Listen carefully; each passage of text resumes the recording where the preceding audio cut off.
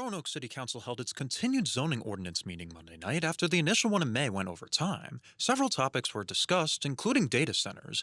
Everyone on council wanted to make sure a company bringing a data center into the city would need a special exception permit, so they unanimously approved the regulations proposed by the Roanoke City Planning Commission. They also agreed to discuss future amendments to the ordinance proposed by citizens. While those controls are good under what was passed, there are some ways to kind of improve and shore up to basically make sure that, hey, we have as much ability to say that these should be in our city or not. A bulk of the meeting was spent talking about dimensional regulations for residential districts and supplemental regulations for dwellings. City staff spent months crafting amendments from an ordinance 2 years ago that would increase the lot area per dwelling unit and would reduce the maximum number of units per lot in certain residential districts.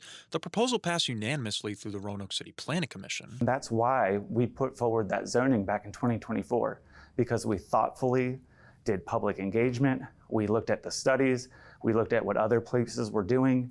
We brought all these things in to that zoning reform. A group of Roanoke citizens brought forward a proposal that would change those dimensions even more. Mayor Joe Cobb and council members Peter Volleson and Vivian Sanchez-Jones wanted to move forward with the proposed ordinance from the Planning Commission. However, they were outnumbered by the rest of council, who approved 4-3 to send the ordinance back to city staff with the citizen proposal. There was some concerns that weren't addressed in what the staff was recommending, so a majority of council felt that we should listen to our citizens about what they're hoping to see in their neighborhoods. Volleson says this will only put a bigger burden on city employees. The proposal that they put forward has not been to public hearings.